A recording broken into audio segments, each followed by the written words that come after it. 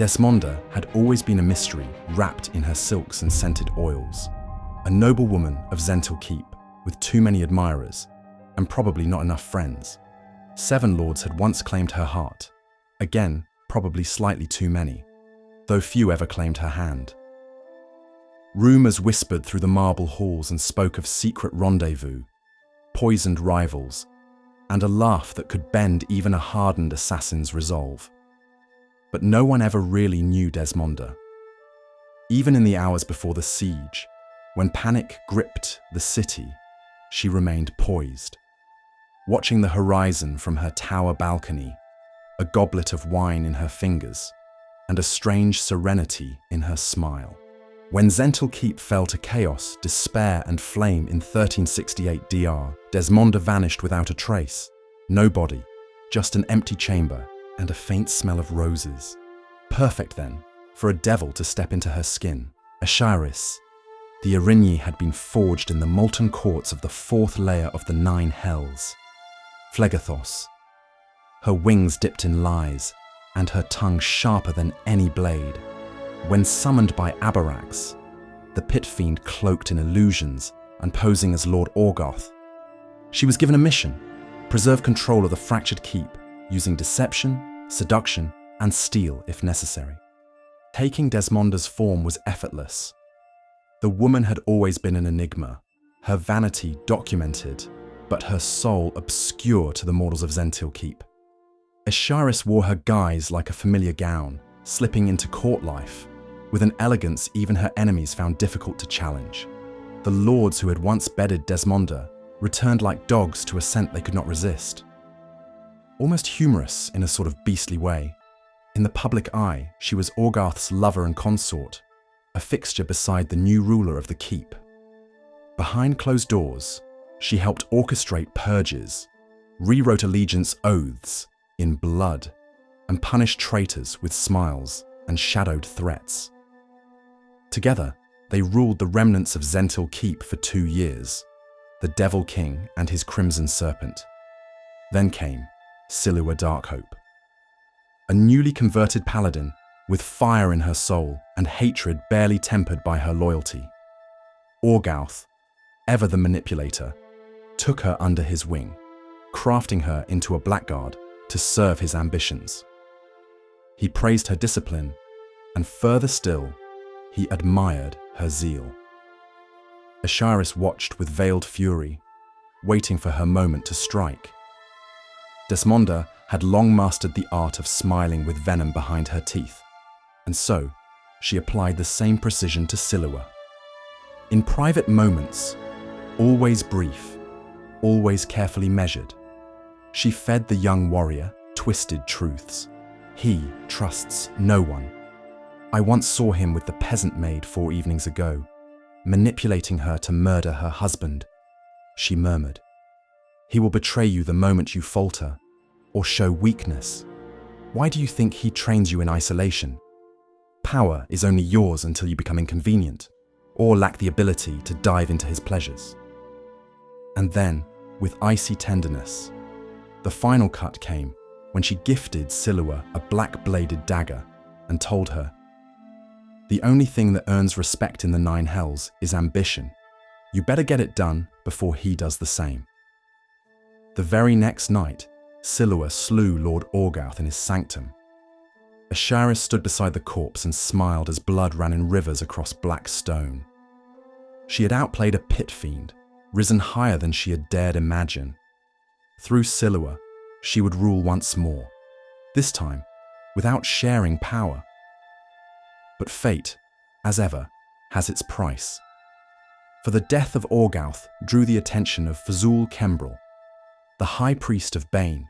He saw through Erinyes' poise as he was accustomed to betrayals, and through his many years of mastery, deception was not so easily won over with him. For he saw, not her true form, mind you, but her intent. She whispers to the nobles and feeds on their weaknesses, Zul said of Desmonda. She breeds their betrayals, whispering to the servants, changing trusts where their loyalties should grow. Though he could not unmask her, he did what devils loathe most, He isolated her. He placed guards around Silua, forbade Desmonda from court matters, stripped her of title and protection, and worst of all, ignored her. Erinyes, once the hidden empress behind a puppet ruler, now found herself consorting with lowly merchants, fringe priests, and petty schemers. Her gowns still shimmered, her voice still honeyed, but the palace no longer listened to her pleads. Many thought it would just be simple, and she might have retreated to the hells. But Erinyes had tasted power here. And so she would not surrender so easily. From shadowed inns and forgotten temples, she began to weave again, slowly, subtly. Coins passed hands, secrets were traded like daggers for her. She embarrassed Fazul at a feast by revealing one of his merchant allies was skimming tithe. As well as this, she fed intelligence to a rival cleric whose ambition nearly split the Benite faithful. Each move was small but easily dismissed. But behind every loss of coin, every awkward moment in council, Desmonda's laughter echoed, too quiet to chase, too dangerous to ignore. The Zentarim still speak tales of her, unaware of her change. She watches still, crimson veils drawn across her lips, waiting for the moment to strike again. With a whisper, a kiss, or a lie so well placed it could bring down a god, or a devil in this case. Erinyes are winged devils clad in fiendish armor. These fallen angels exact a merciless form of divine justice, hunting down oathbreakers and dragging the rightfully damned to the 9 hells in the grip of their magical ropes. Few ever glimpse what lies within these devils' armored exteriors, and Erinyes ensure that those who do can never speak of what they've seen. These fallen angels often serve archdevils and guard the order of the 9 hells against trespassers and escapees. Although they're prone to wrathful outbursts, they cooperate well with other devils, sometimes hunting in trios with others of their kind, forging infamous reputations for themselves. When not in the service of a diabolical master, these devilish beings hunt wicked souls. They pursue quarries relentlessly, across the multiverse, and for ages if need be.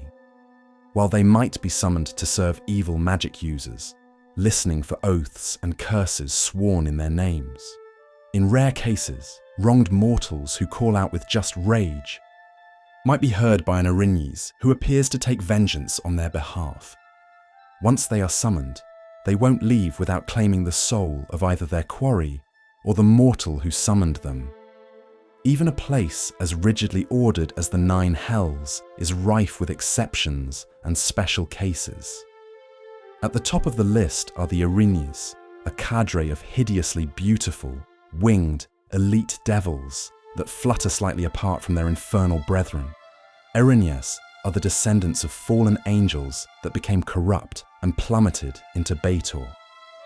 Some of them fell with Asmodeus, others were corrupted in later eons. A few of these former angels still survive today as advanced pleasure devils. With this history, they will often use the mistaken belief that they are fallen angels in their missions to give them an advantage and manipulation techniques. While all devils can mate with and impregnate mortals, only Erinyes, pleasure devils, and unique female devils are capable of becoming pregnant. Whether they possess this ability in the upper planes or gained it during their descent remains an unanswered question. These female devils standoffishly view themselves as superior to those formed from the souls of the damned. The animosity they feel toward full-blown Batezu is reciprocal. Despite the orders of their superiors, this enmity occasionally breaks out into outright violence.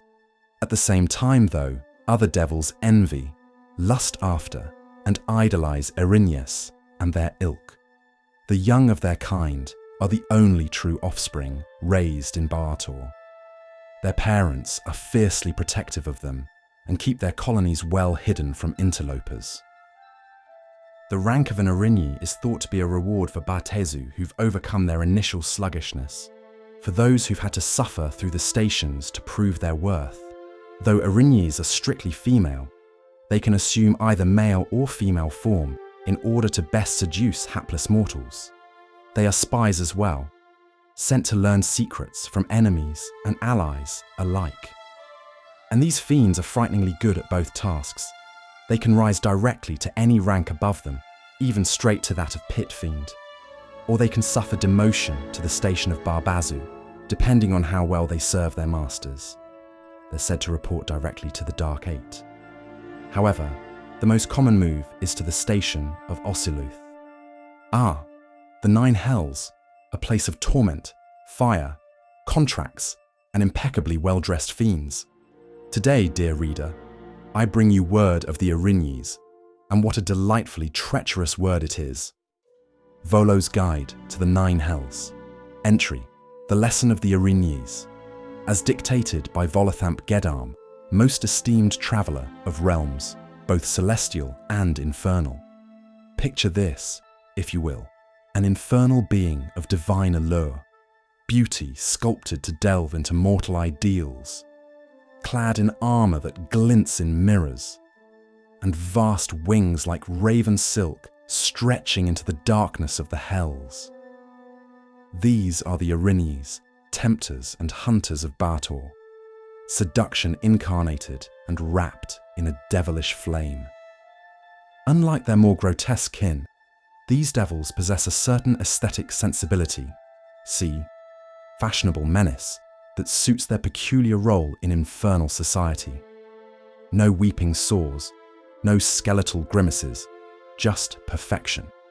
Male or female, elf or human, the Erinyes can don the appearance of any mortal race, though always elevated to a kind of unnatural flawlessness. But make no mistake, dear reader, no matter how charming the smile or inviting the laugh, the wings always betray them. Magnificent, feathered and wholly incapable of blending in at your local tavern. Imagine my surprise when one such winged vision appeared behind me in a Sig-Illian wine cellar, whispering in abyssal about my untapped potential. I must confess, I blushed. Oh, Volo, how will you tell the succubi? Despite their beauty, the Erinyes are cunning, deviously so, and wield magic and manipulation with terrifying proficiency. They speak all languages, and though capable of telepathy, they often prefer to lean close and whisper, "In your ears, I can tell you firsthand." It has a particular pizzazz as one traveller of the realms has.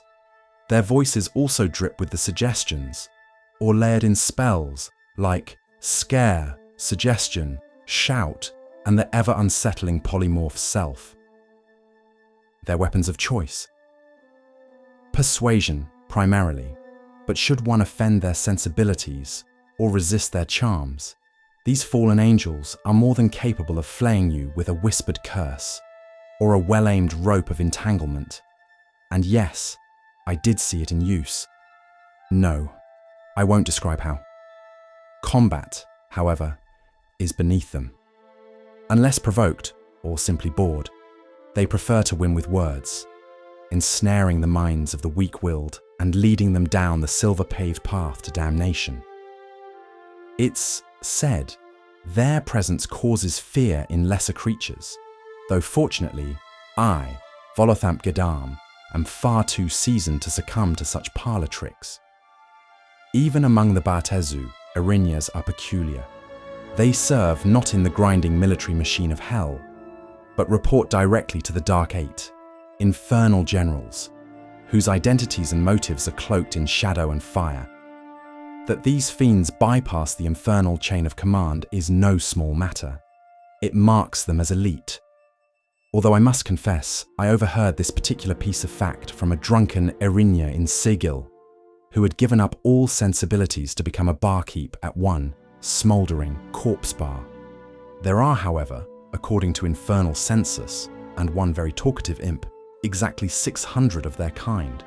Only the most exceptional lesser devils are promoted into their ranks, and even then, few Erinyes desire further promotion, for in their hands lies a unique gift.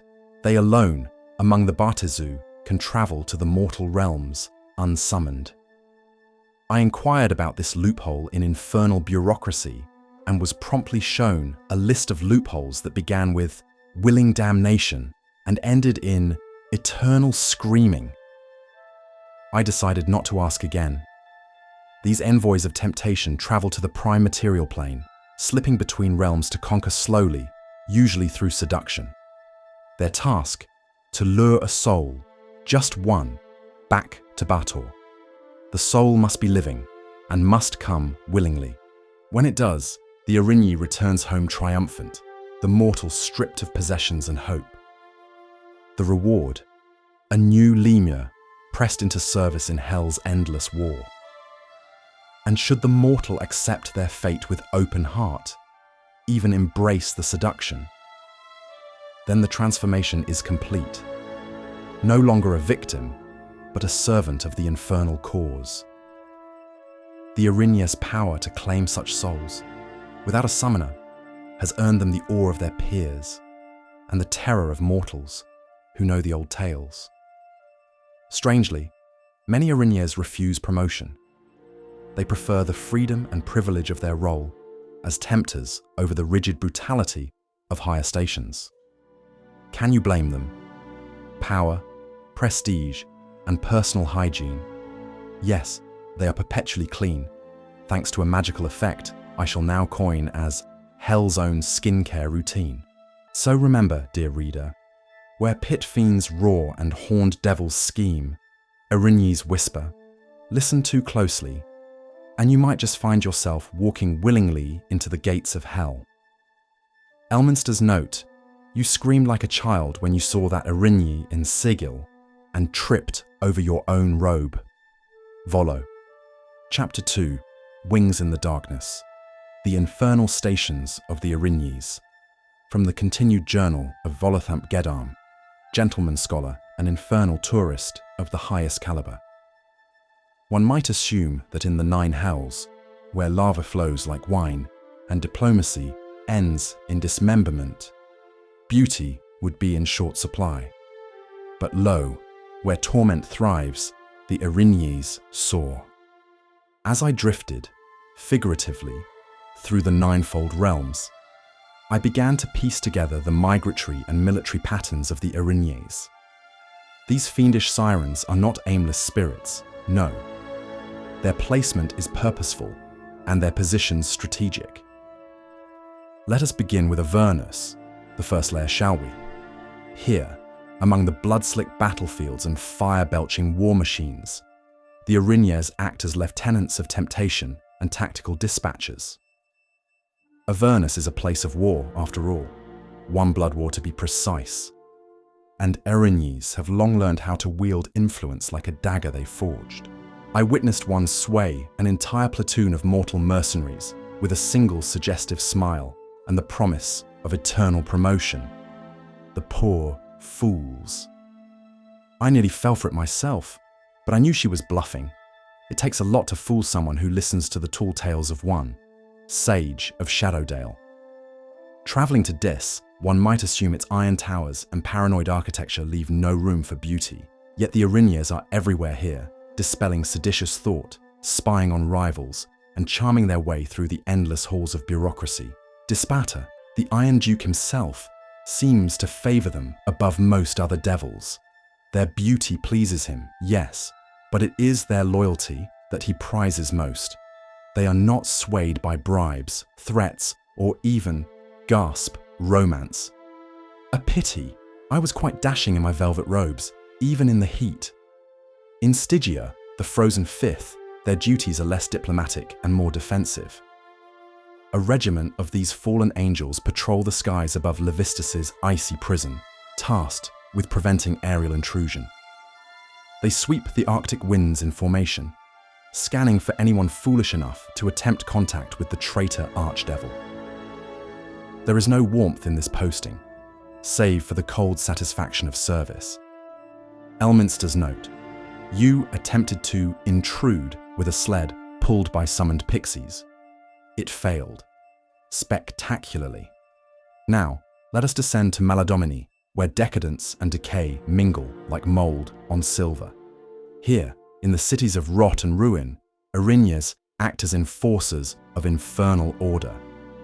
Particularly in Grenpoli, the so-called City of Diplomacy, they patrol the streets with elegance and menace. Their task is a subtle one, mind you: to dispel unauthorized magic and prevent violence before it begins. In a city where smiling assassins and cursed scrolls are the norm, their presence is both a threat and a statement of theirs. And now, to Malbolge, realm of shifting stone and the ever-enigmatic Glacia. I did hear one story of her potentially being a daughter of one Asmodeus.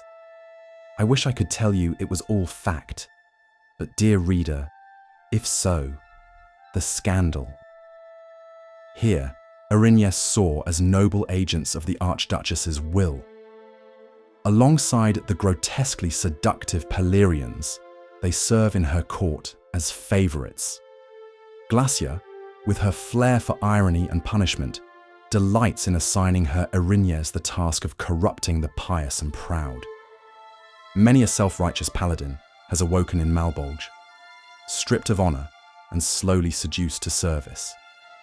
She gave me a target list once, just a list of names and a wink.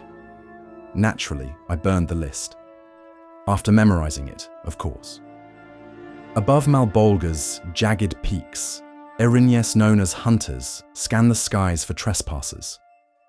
Woe betide any who enter without Glacia's explicit blessing. And what happens next is entirely at her discretion. Seduction, interrogation, performance review, all equally possible. And so, my dearest reader, beware the skies of hell, for in the shadows of each tower, each tomb, each trembling city, wings beat softly, and their temptation waits. Elminster's marginalia. You've never been to Malbolge, Volo. That was a collapsed wine cellar in Am. But I admire the tale nonetheless. The tale of Desmonda, or rather of the Erinyes Eschairis, is a lesson in temptation, in the kind of warfare where hearts are pierced before the bodies fall. Erinyes are agents of corruption, sent when the blade must be velvet and the poison must taste like a fine, devilish wine. Some would say that the truest statement of an Erinyes is this simple phrase: cunning and creative thinking earn great rewards, both in the nine hells and throughout the cosmos. But just remember, from the pink flump in Waterdeep, where poetry and theatre is shown in equal measure, check your heart. Her wound may already be there, and just remember, the devil is real, and she's not a little red man with horns and a tail. She can be beautiful, and there's a chance, no matter how small, she could be a fallen angel, and she is used to being every god's favorite.